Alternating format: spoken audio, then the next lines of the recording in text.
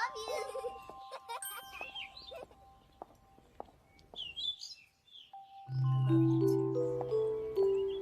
নমস্কার বন্ধুরা, চলে এসেছি আমার একটা নতুন ইউটিউব ভিডিও নিয়ে। আমার ইউটিউব চ্যানেলের নাম শুভদীপ চট্টোপাধ্যায় ব্লগিং। তো এই ভিডিও ব্লগিং যেটা নতুন হতে চলেছে সেটা হচ্ছে জীবনে আমি প্রথমবার বারাণসী যাচ্ছি। হ্যাঁ বন্ধুরা, তুমি ঠিক শুনেছ, জীবনে আমি প্রথমবার বারাণসী যাচ্ছি। আমি আমার পিসির ছোটো মেয়ে, তার আমার মানে পিসির ভাইয়ের বন্ধুর ট্যুরিস্ট সবাই মিলে ঠিক করেছে বারাণসী যাবো। তো এটা গতকালকে তোলা ভিডিও, রাতের ভিডিও। আমরা অমরাবতী এক্সপ্রেস, যেটা এক্সপ্রেসটা হয়েছে সে অমরাবতী এক্সপ্রেসে করে আমরা বারাণসী পৌঁছেছিলাম। মানে গতকাল রাত 11:05 মধ্যে আমরা মাত্র অমরাবতী এক্সপ্রেসের ট্রেনটা ছেড়ে দিয়েছিল। আমরা 8:30টার মধ্যে হাওড়া স্টেশনে চলে গেছিলাম। এই হচ্ছে আমার ভাইয়ের বন্ধু, মানে আমারও বন্ধু, আর ভাইয়ের বন্ধুর আরও সব চেনা জানা বন্ধু বান্ধব আছে। আর এই হচ্ছে সেই অমরাবতী এক্সপ্রেস, যেটা নতুন চালু হয়েছে বন্দে ভারত এক্সপ্রেসের মধ্যে একটা এক্সপ্রেস।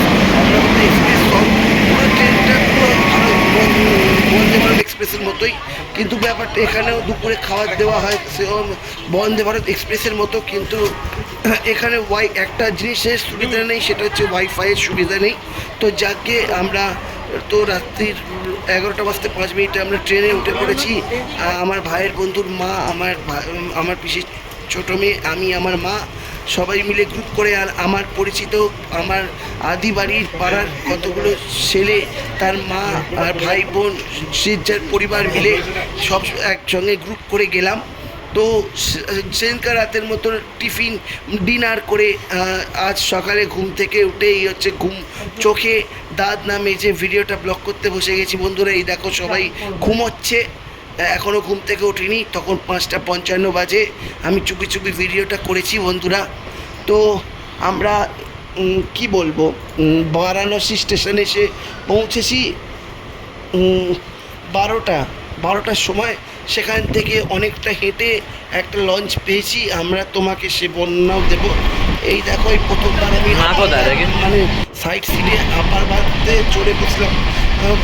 আমার লোয়ার বাথ নয়, মিডিল বাথ ছিল, কিন্তু আমি আপার বাথে সাইড সিটে আপার বাথে প্রথমবার আমি আমার বেশি ছোটো মেয়ের সাথে বসে যাচ্ছি।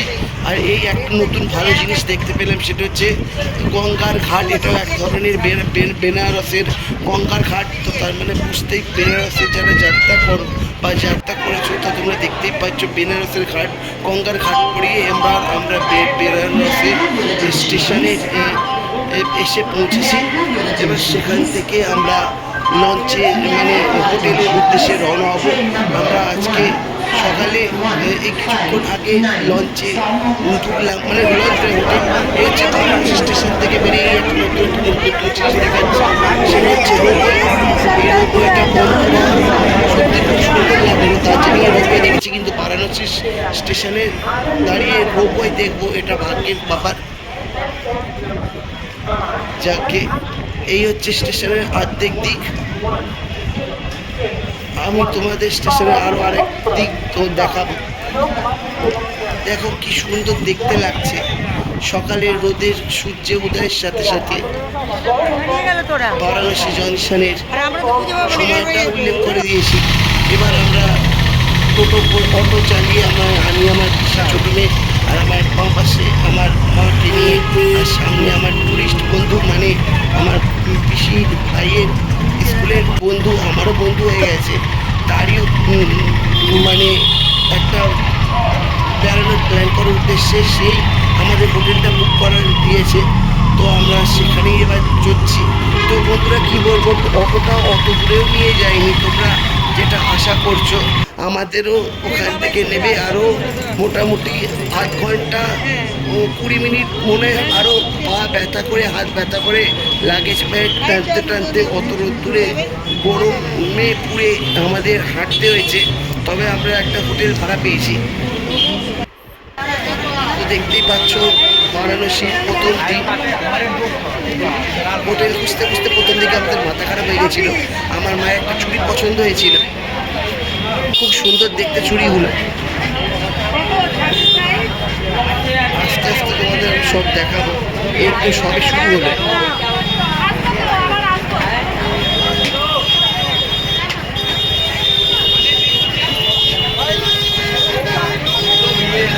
এখন আমরা বন্ধুরা এই বারাণসীতে নীল পুজো দিয়ে আছি। তো এখানে একটা নতুন দোকান দেখতে পেলাম। এখানে ছেলেদের বালা, তারপর মেটাল, তারপর মুলতানি মাটি, সমনভার, অনেক কিছুই, এমনকি ছবি, পুঁথির মালাও পাওয়া যায়। এই হোটেলটায় আমরা উঠেছি। আমাদের যে যার রুম নাম্বার খুঁজে নিল বন্ধুরা, আর আমরা আমাদের রুম নাম্বার খুঁজে নিলাম। 206 নম্বর রুম, আমাদের রুম নাম্বার ছিল 206। তো হোটেলের ভেতরটাও এবার আমরা দেখাবো।